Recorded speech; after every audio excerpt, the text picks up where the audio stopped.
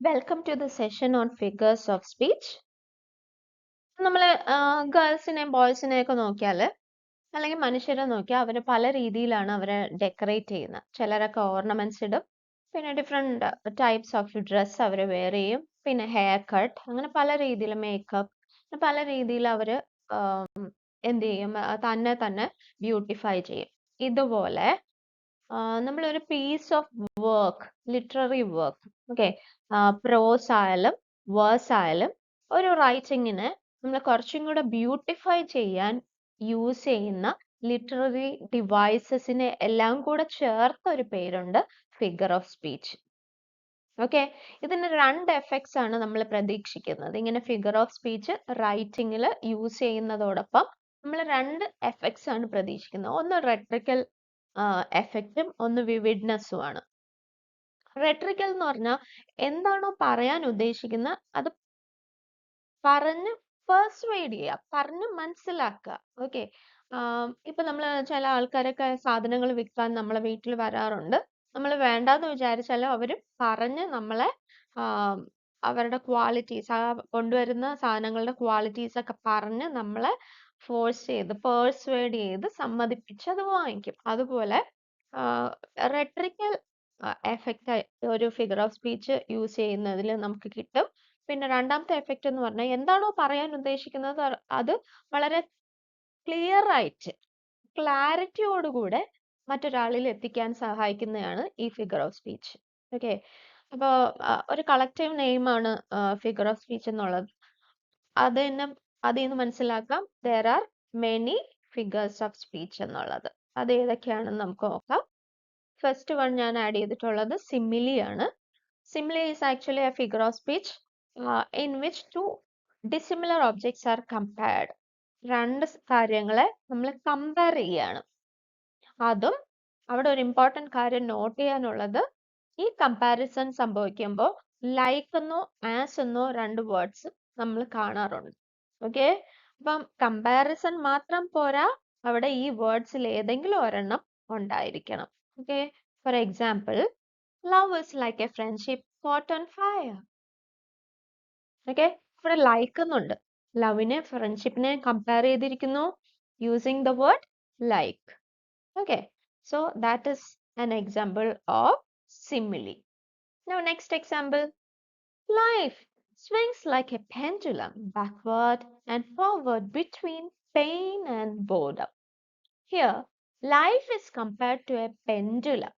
Okay, like a pendulum, like the word like is there. So that too is an example of simile. പിന്നെ നമ്മൾ LKG start ചെയ്യുമ്പോൾ തന്നെ പഠിക്കുന്ന ഒരു rhyme ഉണ്ട്, ട്വിങ്കിൾ ട്വിങ്കിൾ ലിറ്റിൽ സ്റ്റാർ. അതിന്റെ അവസാനം പറഞ്ഞിരിക്കുന്ന ഈ star is like a diamond in the sky. ഈ ട്വിങ്കിൾ ചെയ്യുന്ന, ഈ ഷൈൻ ചെയ്യുന്ന stars are compared to diamonds. Okay, അവിടെയും ലൈക്ക് എന്ന വേർഡ് യൂസ് ചെയ്തിട്ടുണ്ട്. So that too is an example of simile. നമ്മൾ പറഞ്ഞു ഇവിടെ ലൈക്ക് എന്നും ആസ് എന്നും വേണം. ലൈക്ക് എന്നും ആസ് എന്നും ഇല്ലാതെ തന്നെ നമ്മൾ കമ്പയർ ചെയ്യാം. ആ ടൈപ്പ് ഓഫ് കമ്പാരിസണിനെയാണ് നമ്മൾ മെറ്റഫർ എന്ന് പറയുന്നത്. ഓക്കെ, ഇവിടെ മെറ്റഫറും കമ്പാരിസൺ ആണ്, പക്ഷെ ഇവിടെ നമുക്ക് ലൈക്ക് എന്നും ആസ് എന്നും ഉള്ള വേർഡ്സിനെ കാണാൻ സാധിക്കൂല. Okay, love is a song that never ends. Okay, love is a song, love is compared to song that never ends. പക്ഷെ അവിടെ ലൈക്ക് ഒന്നും ഇല്ല, ആസ് ഒന്നും ഇല്ല. Okay, that is an example for metaphor. Next is, what light through yonder window breaks? It is the east, and Juliet the sun. Here, the Juliet is compared to the sun, but you cannot find a word like or as. So that too is an example of metaphor. മെറ്റഫറിന് example ആണ്. ജൂലിയറ്റിനെ സണ്ണുമായിട്ട് compare ചെയ്തിരിക്കുന്നു, പക്ഷെ അവിടെ like ഒന്നും ഇല്ല, as ഒന്നും ഇല്ല. So that is an example of metaphor. Now next figure of speech, personification. ഇവിടെ എന്താണ് സംഭവിക്കുന്നത്? ഒരു ഹ്യൂമൻ ബീയിങ്ങിന് അല്ലെങ്കിൽ മനുഷ്യന്റെ ക്വാളിറ്റീസ് അല്ലെങ്കിൽ ഫീലിങ്സ് അല്ലെങ്കിൽ അതിന്റെ ആട്രിബ്യൂട്ട്സ്, ഏതെങ്കിലും ഒരു ഫീച്ചർ എടുത്ത് മറ്റൊന്നുമായിട്ട് അറ്റാച്ച് ചെയ്ത് പറയുമ്പോൾ ആ ടൈപ്പ് ഓഫ് ലിറ്റററി ഡിവൈസിന്റെ പേരാണ് personification. ഒന്നും കൂടെ പറയാം, ഹ്യൂമൻ ബീയിങ്സിന്റെ ക്വാളിറ്റീസ് മറ്റൊന്നിന് അറ്റാച്ച് ചെയ്ത് പറയുമ്പോൾ personification. ഓക്കെ, എക്സാമ്പിൾ നോക്കുമ്പോൾ ക്ലിയർ ആവും. My computer works very hard. Okay, hard working ആയിട്ടുള്ള പീപ്പിൾ ആണ്, മനുഷ്യരാണ്. ആ ക്വാളിറ്റി എടുത്ത് കമ്പ്യൂട്ടറുമായിട്ട് അറ്റാച്ച് ചെയ്ത് പറഞ്ഞിരിക്കുകയാണ്. My computer works very hard. Now next example. My heart danced when he walked in the room. എന്റെ ഹാർട്ട് ഡാൻസ് ചെയ്തു. ഓക്കെ, അപ്പൊ ആ ഡാൻസിങ് എന്നുള്ളത് യൂഷ്വലി ഹ്യൂമൻ ബീയിങ്സിന്റെ ഒരു ക്വാളിറ്റിയാണ്, ഡാൻസ് ചെയ്യുന്നത്. ഇവിടെ ഹാർട്ടുമായിട്ട് അറ്റാച്ച്, ഹാർട്ടിന്റെ ബീറ്റിങ്ങിനെ ആയിരിക്കും പറഞ്ഞിരിക്കുന്നത്, അതുമായിട്ട് അറ്റാച്ച് ചെയ്ത് പറഞ്ഞിരിക്കുന്നതുകൊണ്ട് that figure of speech is personification. Okay, next one. The wind is whispering outside. Whispering ഇങ്ങനെ പതുക്കെ ഇങ്ങനെ പറയാ. ഓക്കെ, സീക്രട്ട് പറയുന്ന പോലെ പറയാ. അങ്ങനത്തെ സൗണ്ട്സ്, ചെറിയ വിൻഡൊക്കെ വരുമ്പോഴത്തേക്ക് അങ്ങനെ ഒരു സൗണ്ട് ഉണ്ടാവും. അതിനെയാണ് ഇവിടെ പറഞ്ഞിരിക്കുന്നത് the wind is whispering outside. ഒരു ഹ്യൂമൻ ബീയിങ്ങിന്റെ ക്വാളിറ്റി എടുത്ത് വിൻഡുമായിട്ട് അറ്റാച്ച് ചെയ്ത് പറഞ്ഞിരിക്കുകയാണ്. So that is an example of personification. Now let's see the next figure of speech.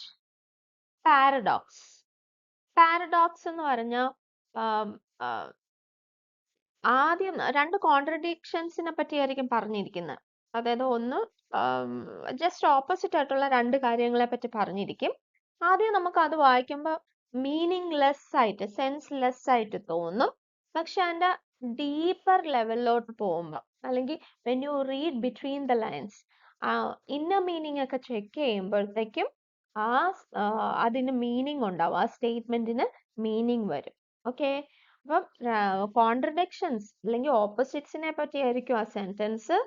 ആദ്യം നമ്മൾ വായിക്കുമ്പോൾ മീനിങ് ലെസ് ആയിട്ട് തോന്നും, അർത്ഥമില്ലാതെ തോന്നും. പക്ഷെ ഡീപ്പർ മീനിങ്ങിലോ, ഡീപ്പർ ലെയർ ഓഫ് മീനിങ് ഇങ്ങനെ നോക്കുമ്പോഴത്തേക്ക് ഭയങ്കര മീനിങ് ഫുൾ ആയിട്ടും തോന്നും. such type of statements are called paradoxes. and ഇതും ഒരു ലിറ്റററി ഡിവൈസ് അല്ലെങ്കിൽ ഫിഗർ ഓഫ് സ്പീച്ച് ആണ്. എക്സാമ്പിൾ നോക്കിക്കേ. Nobody can make you feel inferior without your consent. ആദ്യം വായിക്കുമ്പോൾ നമുക്കൊരു കൺഫ്യൂഷൻ, പക്ഷെ അത് കുറച്ചും കൂടെ തിങ്ക് ചെയ്യുമ്പോൾ ആ സെന്റൻസിന് ഒരു മീനിങ് ഉണ്ട്. Okay, so that is an example of paradox. Now, this example makes it clear, more clear. Like pen is mightier than the sword. Okay, പെട്ടെന്ന് വായിക്കുമ്പോ പേന കൊണ്ട് നമുക്ക് എന്തെങ്കിലും ചെയ്യാൻ പറ്റുമോ? പക്ഷെ എന്താ ഈ സെന്റൻസ് മീനിങ്ലെസ് അല്ലേ? പക്ഷെ നമ്മൾ കുറച്ചും കൂടെ ചിന്തിക്കുമ്പോ പെൻ കൊണ്ട് എഴുതിയ റൈറ്റിങ്സ് അല്ലേ, ആ റൈറ്റിങ്സ് ഒക്കെ ഭയങ്കര ഇമ്പോർട്ടന്റ് ആണ്. And it is powerful than that of sword. അപ്പം പാരഡോക്സ് ആണ് അവിടെ യൂസ് ചെയ്തിരിക്കുന്ന ഫിഗർ ഓഫ് സ്പീച്ച്. ഓക്കെ, ഈ പർട്ടിക്കുലർ സെന്റൻസ് വേറെ ഫിഗർ ഓഫ് സ്പീച്ചിനും എക്സാമ്പിൾ ആയിട്ട് നമുക്ക് എടുക്കാം കേട്ടോ, അത് ഞാൻ പിന്നെ പറയാം. Now, the more you give, the more you get. കുറെ കൊടുക്കുമ്പോഴത്തേക്ക് കുറെ കുറഞ്ഞല്ലേ വരേണ്ടത്? ശരിക്കും അങ്ങനെയല്ലേ? പക്ഷെ ഇത് നോക്കിക്കേ, the more you give, the more you get. കൊടുപ്പിൻ എന്നാൽ നിങ്ങൾക്ക് കിട്ടും. നമ്മളിപ്പോ ആർക്കാണോ കൊടുക്കുന്നത് അവര് തന്നെ തരണമെന്നില്ല, ദൈവം സഹായിച്ച് വേറെ ആരെങ്കിലും തരും. Such statements are paradoxical. Now next is imagery. That is another figure of speech. മറ്റൊരു figure of speech ആണ്. അതായത് നമ്മൾ ചില ലൈൻസിൽ കൂടെ, ചില പോം അല്ലെങ്കിൽ നോവൽസ് എവിടെയെങ്കിലും ഒക്കെ വായിക്കുമ്പോൾ നേച്ചറിനെയൊക്കെ ഡിസ്ക്രൈബ് ചെയ്തിരിക്കും, വളരെ ക്ലിയർ ആയിട്ട് ഡിസ്ക്രൈബ് ചെയ്തിരിക്കും. നേച്ചറിനെ തന്നെ ആവണമെന്നില്ല, എന്തെങ്കിലും ഒരു കാര്യം, ഒരു എക്സ്പീരിയൻസ് ആവാം, അതിനെ ഡിസ്ക്രൈബ് ചെയ്തിരിക്കും. നമ്മളിങ്ങനെ വായിക്കുമ്പോൾ നമ്മളുടെ മൈൻഡിൽ ആ വായിക്കുന്നതിന്റെ ഒരു പിക്ചർ മൈൻഡിൽ ക്രിയേറ്റ് ആവും. ഓക്കെ, എന്നാൽ അങ്ങനെ ക്രിയേറ്റ് ആവുകയാണെങ്കിൽ അവിടെ യൂസ് ചെയ്തിരിക്കുന്ന ഫിഗർ ഓഫ് സ്പീച്ച് ആണ് imagery. For example, I wandered lonely as a cloud.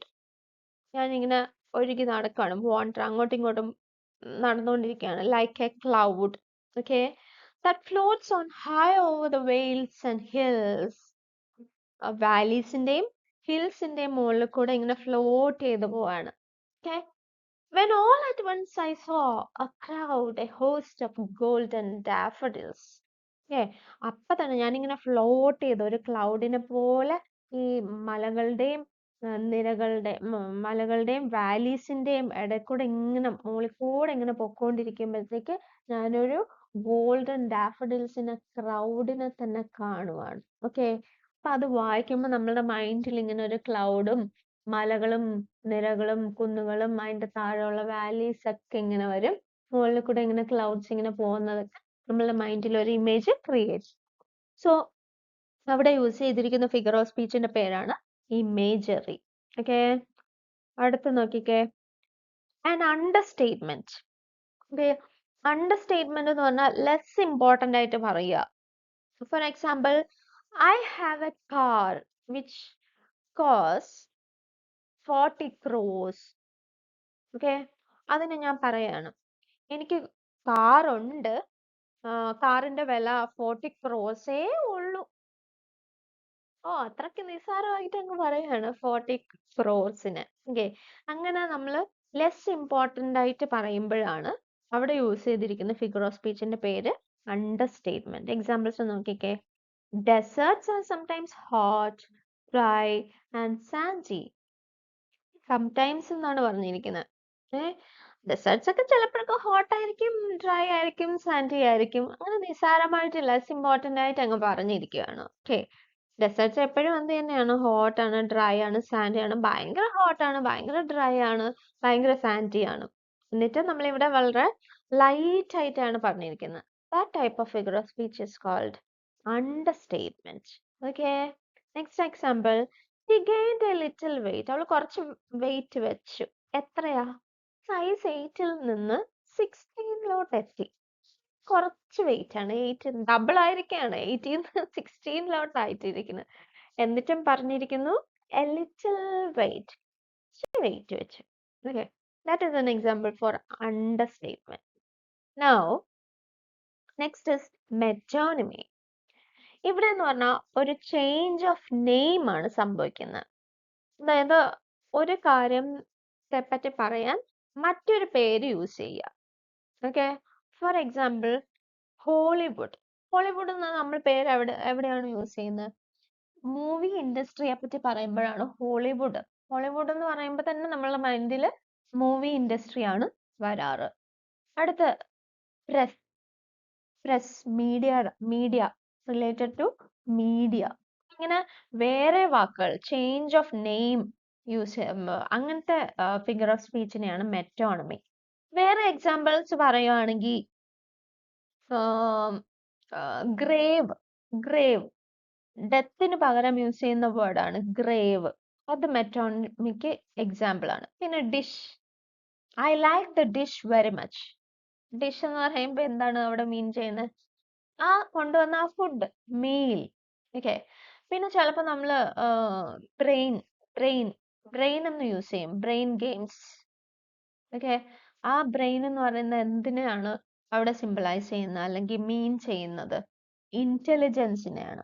ഇങ്ങനെ ഒരു പേരിന് പകരം മറ്റൊരു പേര് യൂസ് ചെയ്യുമ്പോൾ അത് മെറ്റോണമി എന്ന് പറയും. ഓക്കെ, ഒരു പേരിന് പകരം വേറൊരു പേര്, ചേഞ്ച് ഓഫ് നെയിം, മെറ്റോണമി.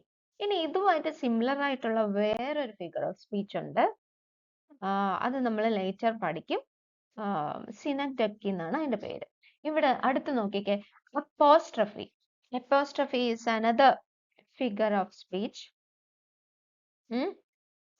ഇവിടെ എന്ന് പറഞ്ഞാൽ എന്തിനെങ്കിലും അഡ്രസ് ചെയ്തുകൊണ്ട്, ഇപ്പൊ ഞാൻ ഇവിടെ ഇരിക്കുന്ന ആരെങ്കിലും വിളിക്കുവാണ്, പിക്സി ഇങ്ങോട്ട് വന്നേ. അപ്പൊ ഞാൻ ആരെ അഡ്രസ് ചെയ്ത് വിളിക്കുവാണ്? ആ പിക്സിനെ മാത്രമാണ് വിളിക്കുന്നത്. അങ്ങനെ അഡ്രസ് ചെയ്തുകൊണ്ട് പറയുന്ന ടൈപ്പാണ് ഈ അപ്പോസ്ട്രഫി എന്ന് പറഞ്ഞാൽ. ഫോർ എക്സാമ്പിൾ നോക്കിക്കേ, ജോൺഡന്റെ പോമാണ് ഡെത്ത് ബി നോട്ട് പ്രൗഡ്. അതാണ് അതിന്റെ പോം സ്റ്റാർട്ട് ചെയ്യുന്നതും ആ ലൈൻ തന്നെയാണ്, അതിന്റെ പേരും അത് തന്നെ, ടൈറ്റിലും അത് തന്നെ. ഡെത്തിനെ അഡ്രസ് ചെയ്ത് പറയാണ്, ബി നോട്ട് പ്രൗഡ്.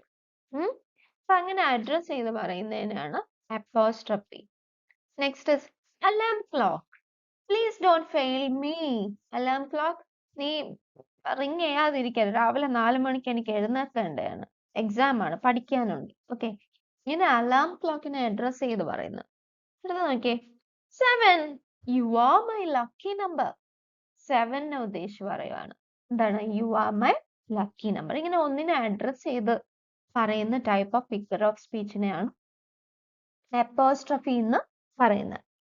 ഈ ഇങ്ങനെ ഒരു കാര്യത്തിനെ അഡ്രസ് ചെയ്തുകൊണ്ട് എഴുതുന്ന പോംസിന് ഒരു പേരുണ്ട്. പോംസ്, കവിതകൾക്ക് ഒരു പേരുണ്ട്.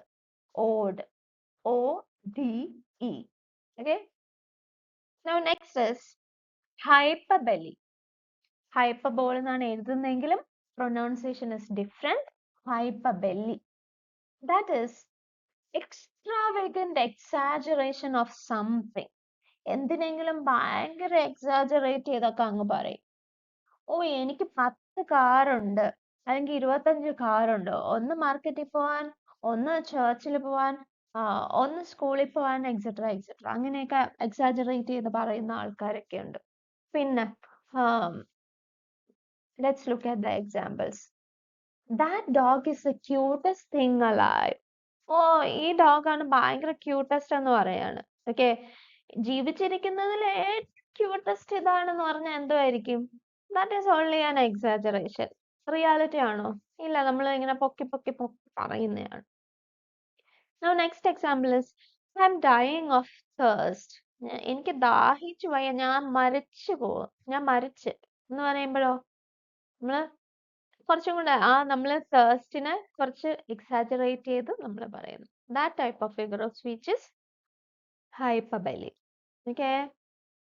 Next one is synecdoche. Okay. This is the one which you need to compare with metonymy. Metonymy നമ്മൾ നേരത്തെ പറഞ്ഞല്ലോ.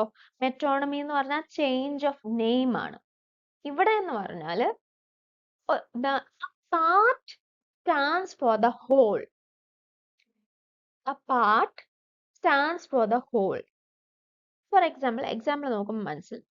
Suit, ഒരാളുടെ suit stands for the people in business class.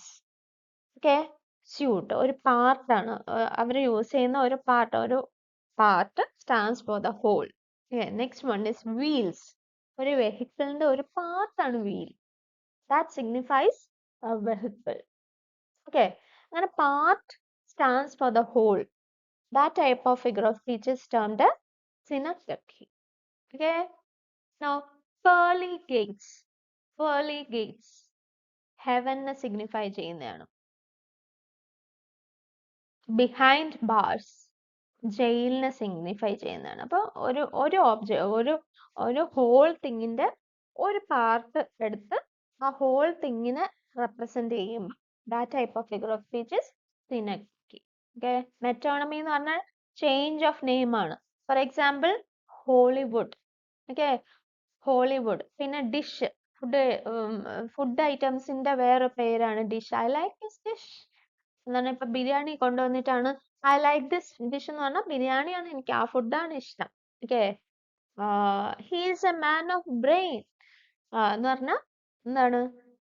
He is an intellectual person എന്നാണ് അർത്ഥം. Okay, that is different, this is different. Okay, next is irony. Next figure of speech is irony. ഇവിടെ ആണെങ്കിൽ the speaker means the opposite of what he says. എന്താണോ speaker പറയുന്നത് അതിന്റെ opposite. അതായത് നമുക്ക് ഇഷ്ടമില്ലാത്ത ഒരാൾ നമ്മുടെ വീട്ടിൽ കല്യാണം വിളിക്കാൻ വന്നു കേട്ടോ, കല്യാണം വിളിക്കാൻ വന്നു. അപ്പൊ നിങ്ങൾ എല്ലാരും വരണം. ഓ വരാം വരാം, ഓ വരും വരും എന്ന് പറയുകയാണെങ്കിൽ ശരിക്കും വരും വരും എന്നാണ് മീനിങ് എങ്കിലും അതിന്റെ അർത്ഥം എന്ത് തന്നെയാണ്? വരൂല എന്നുള്ളതാണ്. ഓക്കെ, അപ്പൊ ഇങ്ങനെ speaker means the opposite of what he says. പറയുന്നതിന്റെ ഓപ്പോസിറ്റ് ആണ് ആള് മീൻ ചെയ്യുന്നത്. A fire station that burns down.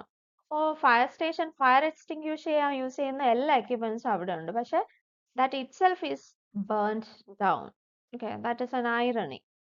Now next is sending a Christmas card to someone who is Jewish. Jewish പീപ്പിളിന് അവര് ക്രൈസ്റ്റ് ജനിച്ചു എന്നോ ഒന്നും അവര് ആക്സെപ്റ്റ് ചെയ്യുന്നില്ല.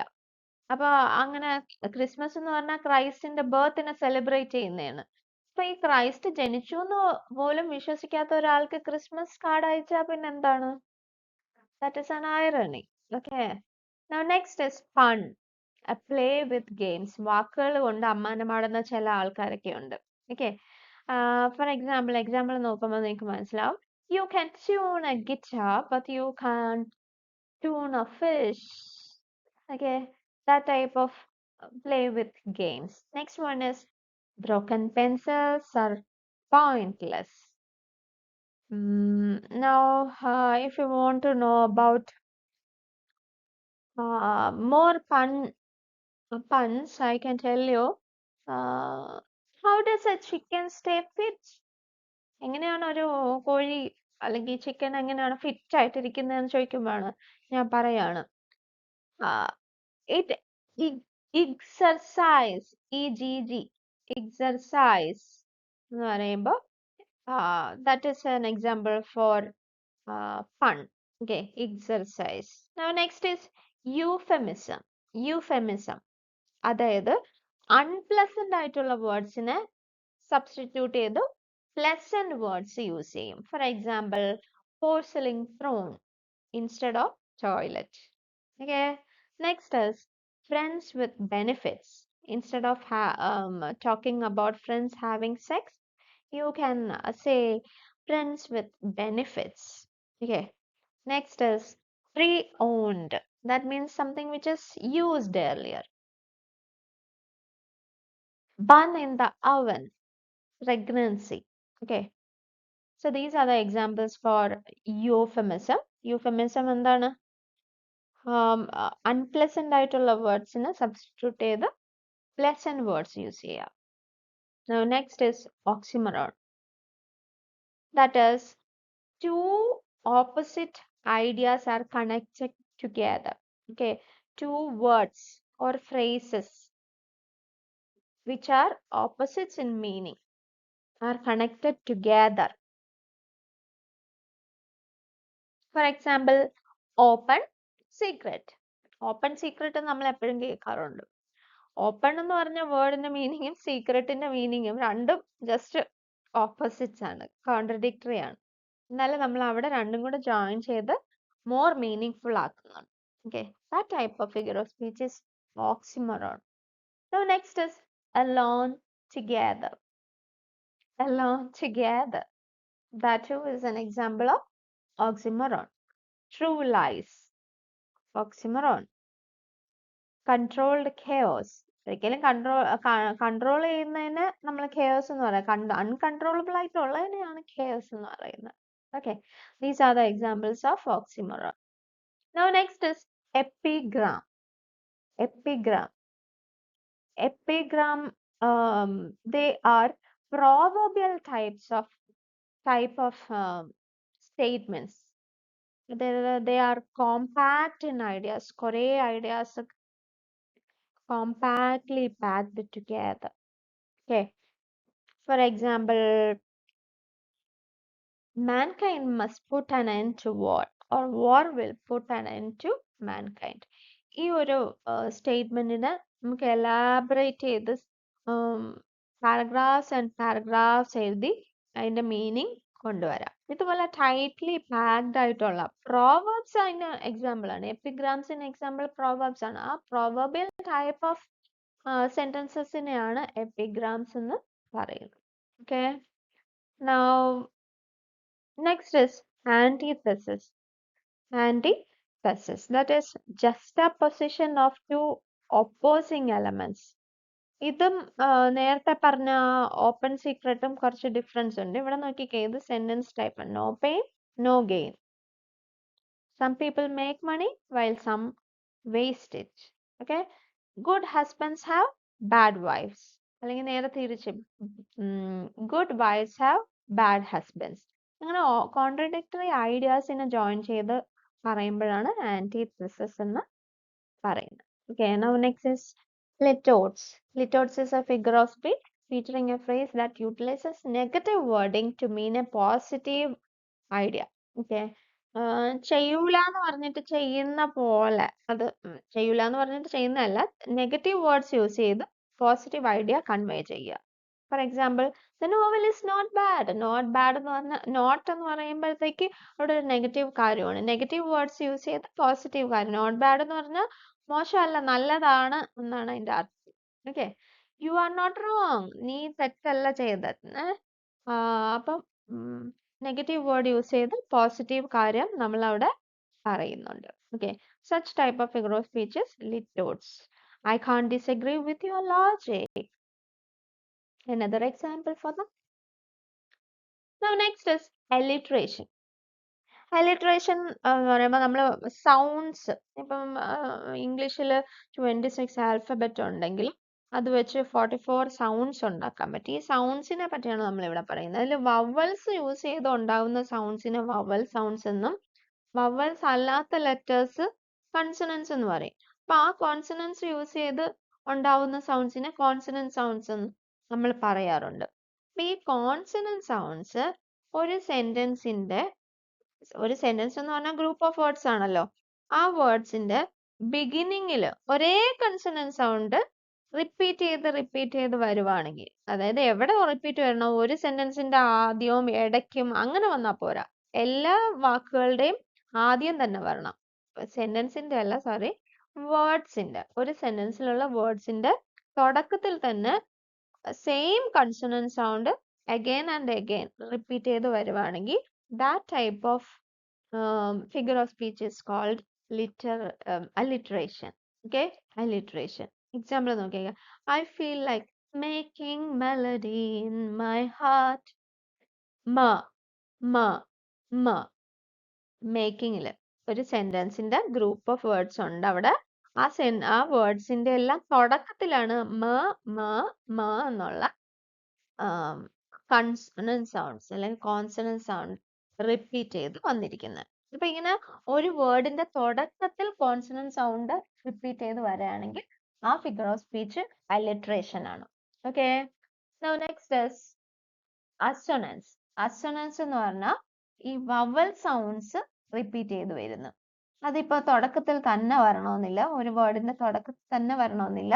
അത് ബിഗിനിങ്ങിലാവാം, മിഡിലാവാം, എൻഡിലും ആവാം. ഓക്കെ. വേറെസ് കൺസണൻസ് എന്താണ്? കൺസണൻസ് എന്ന് പറഞ്ഞാൽ ഈ നേരത്തെ പറഞ്ഞ അലിട്രേഷൻ നമ്മൾ പറഞ്ഞു, ഒരു സെന്റൻസിലെ വാക്കുകളുടെ തുടക്കത്തിൽ കോൺസണന്റ് സൗണ്ട്സ് വരുവാണെങ്കിൽ, റിപ്പീറ്റ് ചെയ്ത് സെയിം കോൺസണന്റ് സൗണ്ട് റിപ്പീറ്റ് ചെയ്ത് വരാണെങ്കിൽ നമ്മൾ അലിട്രേഷൻ എന്ന് പറയും. ഇവിടെ കോൺസണൻസ് എന്ന് പറഞ്ഞാൽ ആ വേർഡിന്റെ ബിഗിനിങ്ങിൽ തന്നെ ആവണമെന്നില്ല. സെയിം കോൺസണന്റ് സൗണ്ട് ഇടയ്ക്ക് വന്നാലും, ഒരു വേർഡിന്റെ ഇടയ്ക്കോ എൻഡിലോ ഒക്കെ റിപ്പീറ്റ് ചെയ്ത് വരാം. ഓക്കെ. അപ്പൊ അതാണ് അതിന്റെ ഡിഫറൻസ്. കോൺസണൻസും അലിട്രേഷനും തമ്മിലുള്ള ഡിഫറൻസ് അതാണ്. അലിട്രേഷൻ എന്ന് പറഞ്ഞാൽ ഏതാണ്? വേർഡ്സിന്റെ ബിഗിനിങ്ങിൽ തന്നെ same sound, same consonant sound വരുന്നുണ്ട്. പക്ഷെ കോൺസണൻസിലോ വേർഡ്സിന്റെ ഇടയ്ക്ക് വരാം, മിഡിലും വരാം, എൻഡിലും വരാം. That is the difference between consonants and alliteration. Assonance എന്താണ്? vowel soundsന്റെ repetition ആണ്. അത് ബിഗിനിങ്ങിലാവാം, മിഡിലാവാം, എൻഡിലാവാം. No difference. Okay. Now next is onomatopoeia. That is imitation of real sounds. Really നമ്മൾ നേച്ചറിൽ കാണുന്ന സൗണ്ട്സ് ഇങ്ങനെ ഇമിറ്റേറ്റ് ചെയ്ത് വേർഡ്സ് ആക്കി എടുക്കുക. For example, ding dong. അങ്ങനെയാണെങ്കിലോ ബെല്ലടിക്കുന്ന ആ സൗണ്ടിനെ നമ്മൾ എടുത്ത് വേർഡ്സ് ആക്കി എഴുതുന്നു. ഓക്കെ. ക്ലിക്ക് ക്ലിക്ക്, അല്ലെങ്കിൽ ടിക് ടിക്, ഇങ്ങനത്തെ സൗണ്ട്സിനെയൊക്കെ നമ്മൾ എന്ത് പറയുന്നു? onomatopoeia എന്ന് പറയും. Look at the other examples. The buzzing bee flew away. Buzzing, ബീസിന്റെ സൗണ്ട് ആണ് ബസ്. അടുത്ത സ്നേക്കിനെ പറ്റി പറയുന്നത് ഹിസ്സിങ്, ഹിസ്. ഇപ്പൊ നാച്ചുറൽ ആയിട്ടുള്ള ആ വോയിസിനെ ഇമിറ്റേറ്റ് ചെയ്തെടുത്ത്. That type of figure of speech is onomatopoeia. Transferred epithet. Transferred epithet എന്ന് പറഞ്ഞാൽ വേറൊരു ഫിഗർ ഓഫ് സ്പീച്ച് ആണ്. അതായത് നമ്മൾ നേരത്തെ നോക്കിയപ്പോ ഈ ഒരു ഹ്യൂമൻ ആട്രിബ്യൂട്ട്സ് നോൺ ഹ്യൂമൻ ഓബ്ജക്ട്സിന് കൊടുക്കുന്നതിനെ പറ്റി പഠിച്ചായിരുന്നു. പേഴ്സോണിഫിക്കേഷൻ. ഓക്കെ, ഒരു ഹ്യൂമൻ ബീയിങ്ങിന്റെ ക്യാരക്ടേഴ്സ് എടുത്ത് വേറൊന്നിലോട്ട് അറ്റാച്ച് ചെയ്യുന്നത്. ഇവിടെയാണെങ്കിൽ എപ്പിത്തറ്റ് എന്ന് പറഞ്ഞ അഡ്ജക്റ്റീവ് എന്നാണ് അർത്ഥം. ഒരു നൗണിനെ ക്വാളിഫൈ ചെയ്യുന്ന അല്ലെങ്കിൽ നൗണിന് കൂടുതൽ ഇമ്പോർട്ടൻസ് കൊടുക്കുന്ന ഒരു വേർഡ്. ഓക്കെ, അപ്പോൾ ഒരു പർട്ടിക്കുലർ കാര്യത്തിനെ ഡിസ്ക്രൈബ് ചെയ്യാൻ യൂസ് ചെയ്യേണ്ട വേർഡ് വേറൊന്നിലോട്ട് അറ്റാച്ച് ചെയ്ത് പറയാം. ഇവിടെ എക്സാമ്പിൾ നോക്കുമ്പോൾ മനസ്സിലാവും. The teacher pointed an angry finger at me. Okay, the teacher pointed an angry finger at me. Teacher ആണ് angry. The angry teacher pointed at me എന്നാണ് പറയേണ്ടത്. Pointed finger at me എന്നാണ് പറയേണ്ടത്. അതിന് പകരം നമ്മൾ ടീച്ചറിന്റെ കൂടെ അറ്റാച്ച് ചെയ്യേണ്ട ആ അഡ്ജക്റ്റീവിനെ എപ്പിത്തറ്റിനെ എടുത്ത് ഫിംഗറിന്റെ കൂടെ ആഡ് ചെയ്തു. അപ്പൊ അവിടെ ഒരു ട്രാൻസ്ഫർ ഉണ്ടായി. അഡ്ജക്റ്റീവിന്റെ അല്ലെങ്കിൽ എപ്പിത്തറ്റിന്റെ ട്രാൻസ്ഫർ ഉണ്ടായി. ഓക്കെ, ആ ട്രാൻസ്ഫർ അങ്ങനെ ട്രാൻസ്ഫർ ചെയ്ത് യൂസ് ചെയ്യുന്ന ആ ഫിഗർ ഓഫ് സ്പീച്ചിന്റെ പേരാണ് ട്രാൻസ്ഫേർഡ് എപ്പിത്തറ്റ്. നിങ്ങൾക്ക് മനസ്സിലാവുന്നെന്ന് വിശ്വസിക്കുന്നു. പേഴ്സോണിഫിക്കേഷൻ ഒന്നും കൂടെ ഒന്ന് നോക്കിയാൽ മതി, അപ്പൊ മനസ്സിലാവും ഡിഫറൻസ്. പേഴ്സോണിഫിക്കേഷൻ ആണെങ്കിൽ ഒരു മനുഷ്യന്റെ ക്വാളിറ്റീസ് വേറൊന്നിനോട്ട് അറ്റാച്ച് ചെയ്യുക. പക്ഷെ ഇവിടെ ആണെങ്കിൽ കുറച്ച് ഡിഫറൻസ് ഉണ്ട്. ഒരു പർട്ടിക്കുലർ വേർഡിനെ കൂടെ യൂസ് ചെയ്യേണ്ടത് അതിനെ അവിടെ നിന്ന് എടുത്ത് മാറ്റി വേറൊരു പ്ലേസിൽ ഓക്കെ ട്രാൻസ്ഫർ ചെയ്ത് യൂസ് ചെയ്യുക.